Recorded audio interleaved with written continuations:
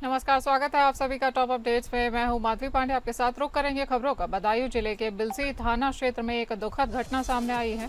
रायपुर बुजुर्ग गांव में एक किसान की ट्रैक्टर दुर्घटना में मौत हो गई है। वहीं 45 वर्षीय जादूगर पुत्र विजय खेती बाड़ी किया करते थे। वह अपने खेत पर बुधवार रात गए थे, लेकिन फिर वह घर नहीं लौटे।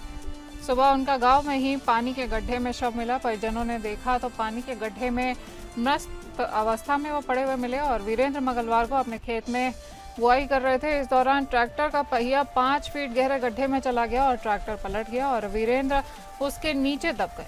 मौके पर मौजूद लोगों ने काफी मेहनत के बाद वीरेंद्र को ट्रैक्टर के नीचे से निकाला। परिजनों ने इस मामले की पुलिस को सूचना दी है। उन्होंने तुरंत बिलसी सरकारी अस्पताल ले गए हैं और हालत गंभीर होने के कारण डॉक्टरों ने उन्हें जिला अस्पताल रेफर कर दिया और बुधवार सुबह उपचार के दौरान वीरेंद्र ने दम तोड़ दिया।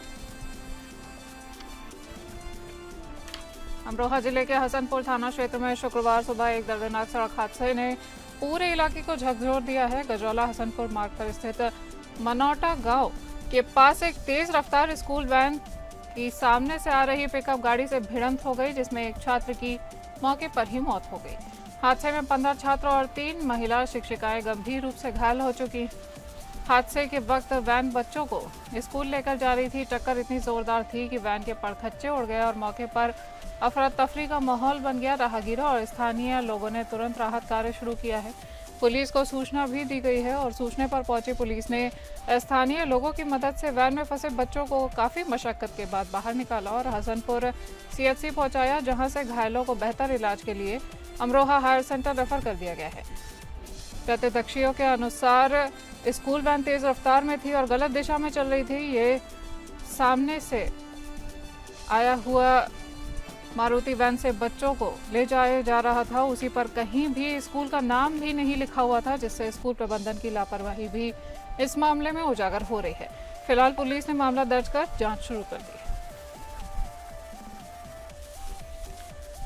उत्तर प्रदेश के बिजनौर जिले में एक बड़ा हादसा हो गया है। बच्चों को लेकर जा रही बाबूजी मेमोरियल स्कूल की बस बेकाबू होकर सड़क किनारे खेत में पलट गई और हादसे के बाद बच्चों में चीख पुकार मच गई। गांव के लोग मौके पर पहुंचे और किसी तरह बच्चों को बाहर निकाला गया। हादसे में 12 से ज्यादा बच्चे घायल हो चुके हैं। इनमें से 5 बच्चों की स्थिति गंभीर बताई जा रही है। हादसा शेरकोट में नया गांव और नंदगांव के बीच हुआ है। बस 4 गांव के बच्चों को लेकर स्कूल जा रही थी, तभी बेकाबू होकर सड़क किनारे खेत में पलट गई और घायल बच्चों में मंदौरा निवासी राहुल की 4 वर्षीय बेटी भव्या, 10 वर्षीय आराधना, 8 वर्षीय इशिका, सोनिया, आरजू और जीवांशु शामिल हैं। सभी घायलों को अस्पताल में भर्ती कराया गया है। दुर्घटना में बस पलटने से 11,000 वोल्ट की बिजली लाइन का खंभा भी टूट गया। इटावा जनपद के बकेवर थाना क्षेत्र अंतर्गत मोहल्ला पटेल नगर में गुरुवार की रात एक कच्चे मकान की छत ढह गई। देर रात दंपति अपने बच्चों के साथ कमरे में सो रहे थे, तभी बारिश के कारण कमरे में कच्ची छत अचानक जमींदोज हो गई और हादसे के बाद मोहल्ले में अफरा तफरी मच गई।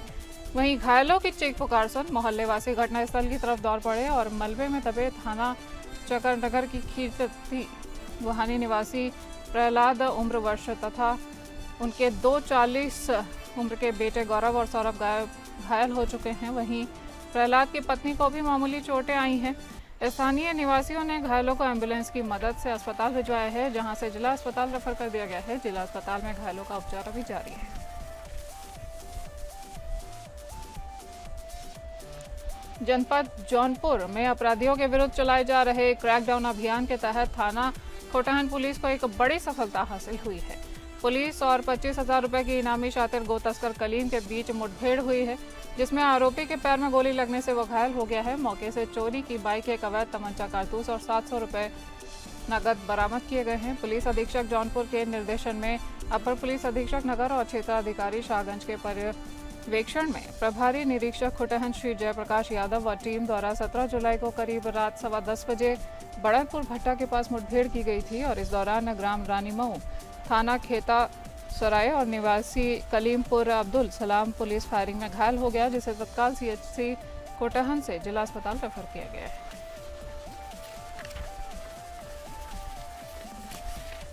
महोबा जनपद की सदर तहसील के सझरी गांव में 2 दिन से जारी मूसलाधार बारिश ने एक परिवार पर कहर बरसाया है। वहीं बीती रात करीब 2 बजे अचानक एक बच्चा मकान में घायल हो गया है, जिस पर मकान भड़बड़ा कर गिर पड़ा, जिसमें सो रहे परिवार के सभी सदस्य मलबे में दब गए हैं। हादसे में 46 वर्षीय यशोदा देवी, 13 वर्षीय बेटा प्रांशु की मौके पर ही मौत हो गई, जबकि पति वृंदावन उम्र 46 और 12 वर्षीय छोटा बेटा ज्ञान सिंह गंभीर रूप से घायल हो गए।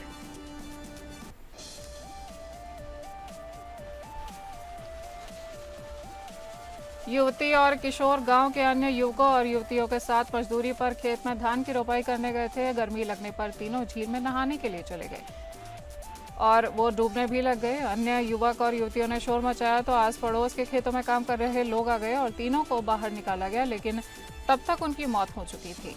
थाना क्षेत्र के महमूदपुर माफी गांव के पास बृहस्पतिवार की दोपहर शहजान, सानिया और आशिया की झील में डूबकर मौत हो चुकी है। युवती और किशोर गांव के अन्य युवकों और युवतियों के साथ मजदूरी पर खेत में धान की रोपाई करने गए थे। गर्मी लगने पर तीनों झील में नहाने चले गए और डूब गए।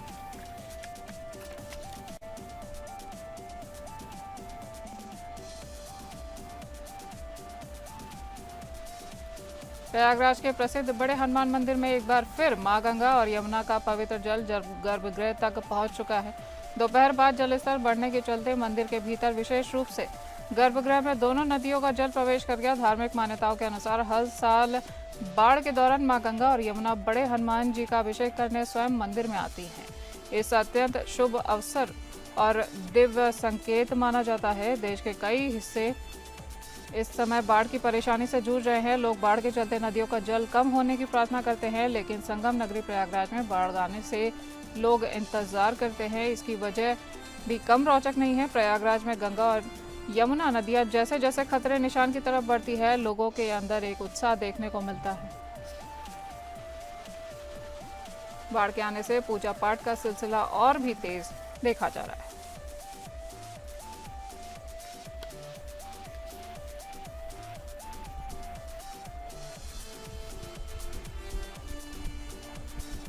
यूलिया स्विरिडेंको अब यूक्रेन की नई प्रधानमंत्री बन गई हैं। राष्ट्रपति व्लादिमीर जेलेंस्की ने उनके नाम की सिफारिश की थी। इसके बाद यूक्रेनी संसद ने उन्हें प्रधानमंत्री के रूप में चुन लिया है। यूलिया पहले डिप्टी पीएम और अर्थव्यवस्था मंत्री थी। उनकी उम्र 39 साल की है और वह पेशे से अर्थशास्त्री हैं। उन्होंने 2020 से पीएम पद पर काबिज डेनिस शिमयाल की जगह ली है। बतौर डिप्टी पीएम स्विरिडेंको ने इस साल अमेरिकी राष्ट्रपति ट्रंप के साथ खनिज डील करने में अहम भूमिका भी निभाई थी, जिसके बाद उनकी बेहद तारीफ की गई थी। नई कैबिनेट में कुछ और बदलाव भी हुए हैं। शिमयाल अब भी कैबिनेट में रहेंगी, लेकिन रक्षा मंत्री नहीं होंगी। उनकी जगह रुस्तम उमरोव पहले से ही रक्षा मंत्री बने रहेंगे। पहले जेलेंस्की ने शिमयाल को रक्षा मंत्री बनाने की बात कही थी। राष्ट्रपति जेलेंस्की ने एक दिन पहले यानी 16 जुलाई को पुरानी कैबिनेट को भंग कर दिया था। इसके बाद उन्होंने नई सरकार के लिए अपने चुने हुए लोगों की सूची संसद को दी थी और जेलेंस्की की party servant of the people 2019 से 254 सीटों के साथ पूर्ण बहुमत में है। यूलिया को 262 सांसदों का समर्थन प्राप्त है, जबकि 22 ने उनके खिलाफ वोटिंग की थी। वहीं 26 सांसदों ने वोट नहीं डाला था। संसद में बोलते हुए जेलेंस्की ने पुराने प्रधानमंत्री शिमयाल का शुक्रिया अदा किया और कहा कि अमेरिका जैसे देशों के साथ नए समझौते करने के लिए अब एक नई रणनीति की जरूरत है। उन्होंने कहा कि सरकार को सभी पुराने रक्षा समझौतों की समीक्षा करनी चाहिए और नया रक्षा सहयोग तैयार करना चाहिए। ईरान में जनवरी से अब तक 14 लाख से ज्यादा अफगानों को जबरन निकाल दिया गया है। संयुक्त राष्ट्र यानी यूनाइटेड नेशंस की शरणार्थी एजेंसी के मुताबिक ईरान और अफगानिस्तान की सीमा पर हर दिन करीब 20,000 अफगान शरणार्थी जबरन वापस भेजे जा रहे हैं। ये सिलसिला पिछले महीने ईरान इजरायल के बीच 12 दिन के युद्ध के बाद तेजी से बढ़ा देखा गया है। ईरान ने 24 जून से 9 जुलाई के बीच यानी महज 16 दिनों में 5 लाख से ज्यादा अफगानी नागरिकों को देश से बाहर कर दिया है। ईरान ने मार्च 2025 में ऐलान किया था कि अवैध रूप से रह रहे अफगान प्रवासी 6 जुलाई तक देश को छोड़ दें, नहीं तो उन्हें जबरन निकाला जाएगा। ईरानी अधिकारियों ने दावा किया है कि अफगानी इजरायल और अमेरिका के लिए जासूसी, आतंकी हमले और ड्रोन बनाने में ये शामिल हैं। कई अफगानों ने मीडिया को बताया कि उनके साथ मारपीट तक की गई और पैसे भी छीन लिए गए। वहीं कई नाबालिग बच्चों को बिना बड़ों के ही अफगानिस्तान भेज दिया गया। न्यूयॉर्क टाइम्स को लोगों ने बताया कि उनके पास ना तो पर्याप्त सामान है, ना ही भविष्य की कोई उम्मीद। 42 साल तक ईरान में मजदूरी करने वाले मोहम्मद अंखुज़ादा ने कहा कि मैंने 42 साल तक ईरान में मेहनत की है, मेरे घुटने तक टूट गए और अब मुझे क्या मिला। ईरान से निर्वासित हुए एक अफगान शरणार्थी बशीर ने मीडिया से बात करते हुए बताया कि अधिकारियों ने उससे 17,000 रुपये मांगे, फिर 2 दिन डिटेंशन सेंटर में रखा। अमेरिका के राष्ट्रपति डोनाल्ड ट्रंप दुनिया भर में ट्रेड और टैरिफ वॉर छेड़ने के साथ अपने कई अन्य अजीबोगरीब फैसले के चलते अपने ही देश में घिर गए हैं। गत 2 दिनों से ट्रंप के खिलाफ अमेरिका के विभिन्न शहरों में जोरदार विरोध प्रदर्शन देखने को मिल रहा है। अमेरिकी जनता ट्रंप की कई नीतियों के विरोध में सड़क पर उतर आई है। पूरे देश में प्रदर्शनकारियों ने ट्रंप प्रशासन और उनकी नीतियों के खिलाफ पोस्टर, बैनर और नारों के साथ अपनी असंतुष्टि जाहिर की है। गुड ट्रबल्स लाइव्स ऑन नामक विरोध आंदोलन ने देश के सभी 50 राज्यों में अपनी उपस्थिति दर्ज कराई है। न्यूयॉर्क में प्रदर्शनकारियों को इमिग्रेशन एंड कस्टम्स एनफोर्समेंट यानी आईसीई भवन के पास एक चौराहे को अवरुद्ध करते हुए देखा गया है। एक विरोध प्रदर्शन के दौरान जब प्रदर्शनकारी एक इमिग्रेशन कोर्ट के बाहर इकट्ठा हुए तो उन्होंने ट्रंप प्रशासन के खिलाफ गुड ट्रबल लाइव्स ऑन राष्ट्रीय विरोध दिवस के तहत तख्तियां थाम रखी थी। एक वीडियो में देखा गया है कि ट्रंप और इमिग्रेशन विरोधी प्रदर्शनकारियों ने न्यूयॉर्क सिटी के मैनहट्टन स्थित फेडरल प्लाजा में आईसीई भवन के बाहर एक चौराहे पर बैठकर धरना दिया है और रास्ते के आवाजाही को रोक रखा है। कीर स्टारमर के नेतृत्व वाली ब्रिटेन सरकार ने एक बड़ा ऐतिहासिक कदम उठाते हुए मतदान करने की उम्र सीमा घटाकर 16 साल करने का फैसला ले लिया है। सरकार ने ऐलान किया है कि ब्रिटेन में अब अगले आम चुनाव में सभी 16 और 17 साल के किशोर भी वोट डाल सकेंगे। बता दें कि ब्रिटेन में मतदान की उम्र में आखिरी बार बदलाव 1969 यानी 1969 में हुआ था, जब इसे 21 साल से घटाकर 18 साल किया गया था। प्रधानमंत्री कीर स्टारमर की सरकार ने कहा कि इस बदलाव को संसद की मंजूरी के बाद लागू कराया जाएगा। सरकार का कहना है कि यह 16 से 17 साल के युवाओं को भी अपनी बात रखने का मौका देगी। इस उम्र के बहुत सारे युवा पहले से ही सेना में अपनी सेवाएं दे रहे हैं। डेप्यूटी प्राइम मिनिस्टर एंजेला रेनर ने कहा कि बहुत लंबे समय से हमारे लोकतंत्र में जनता का विश्वास कम हुआ है और हमारी संस्थाओं में विश्वास कम होता गया है। हम भागीदारी की बाधाओं को दूर करने के लिए कदम उठा रहे हैं ताकि ये सुनिश्चित किया जा सके कि अधिक लोगों को ब्रिटेन के लोकतंत्र में शामिल होने का अवसर मिले। हम 16 साल के बच्चों को मतदान का अधिकार देने के अपने घोषणा पत्र के वादे को पूरा कर रहे हैं।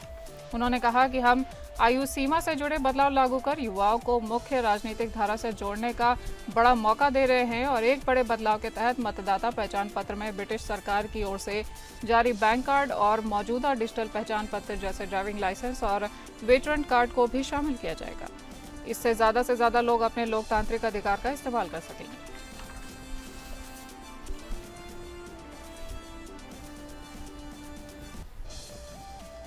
रूस ने यूक्रेन के साथ चल रही जंग के बीच एक बड़ा समझौता किया है। रूस ने इस्तांबुल में हुए समझौतों के तहत एक मानवीय कदम उठाते हुए यूक्रेन के 1000 मृत सैनिकों के शव कीव को सौंप दिए हैं।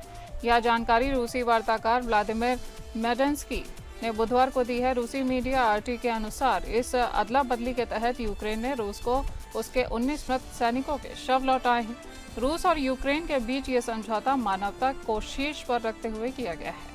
मेडेंस्की के अनुसार ये प्रक्रिया दोनों देशों के बीच जारी सैन्य संघर्ष के बीच मानवीय संवेदनाओं को ध्यान में रखते हुए की गई है। उन्होंने कहा कि हम उम्मीद करते हैं कि ये सैनिक अब अपने देश की मिट्टी में सम्मानपूर्वक विश्राम कर सकेंगे। उन्होंने ये भी जोड़ा कि ईश्वर करे कि वे अपने देश की भूमि में शांति से विश्राम करें। इस अदला बदली का आधार 2022 में इस्तांबुल में हुई रूस यूक्रेन की वार्ता का परिणाम है। इसी दौरान ये मानवीय समझौते किए गए हैं जिनका उद्देश्य युद्ध के पीड़ितों के शव को सुरक्षित और सम्मानजनक वापसी सुनिश्चित करना है। रूस और यूक्रेन के बीच ये सबसे बड़ी शव वापसी में एक मानी जा रही है और इस मानवीय प्रयास को दोनों पक्षों द्वारा आंशिक संवाद की एक कड़ी के रूप में भी देखा जा रहा है। हालांकि जमीनी स्तर पर संघर्ष अब भी जारी है, लेकिन रूस और यूक्रेन युद्ध को 3 साल से अधिक हो चुके हैं, जिसमें दोनों पक्षों की ओर से हजारों सैनिक और आम नागरिक मारे जा चुके हैं। यूक्रेन की ओर से अब तक इस शव वापसी को लेकर कोई औपचारिक बयान जारी नहीं किया गया है, लेकिन कीव में इस तरह की अदला बदली को आमतौर पर युद्ध के पीड़ित परिवारों के लिए राहत और राष्ट्रीय सम्मान के प्रतीक के रूप में देखा जाता है।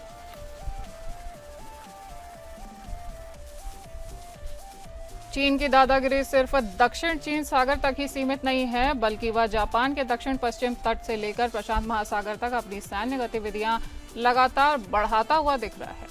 जापान ने इसे सबसे बड़ा रणनीतिक खतरा माना है। जापान ने मंगलवार को जारी अपनी वार्षिक रक्षा रिपोर्ट में चीन की तेजी से बढ़ती इस सैन्य गतिविधि को लेकर चेतावनी जारी की है। जापान ने चीन की इस हरकत को देश के लिए एक बड़ी राजनीतिक चुनौती माना है। जापान के रक्षा मंत्रालय ने रिपोर्ट में कहा है कि चीन का रूस के साथ सैन्य सहयोग का बढ़ना, ताइवान को लेकर जारी तनाव और उत्तर कोरिया से आने वाले खतरों के साथ मिलकर देश की सुरक्षा के लिए चीन की यह सैन्य गतिविधियां गंभीर चिंता का विषय हैं। रिपोर्ट में कहा गया है कि अंतर्राष्ट्रीय समुदाय द्वितीय विश्व युद्ध के बाद की सबसे बड़ी चुनौतियों के युग में प्रवेश कर चुका है।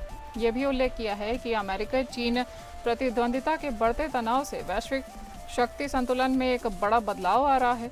यह खतरे विशेष रूप से हिंद प्रशांत क्षेत्र में केंद्रित हैं, जहां जापान स्थित है और भविष्य में स्थिति और भी खराब हो सकती है।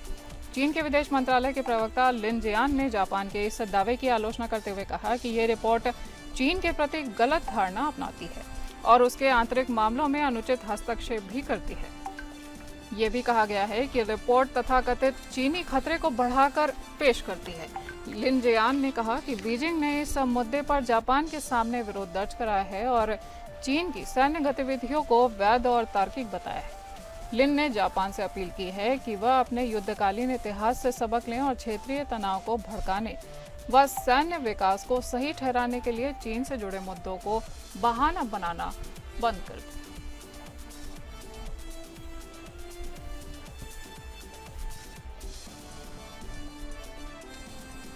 आज के लिए टॉप अपडेट्स में इतना ही। नमस्कार।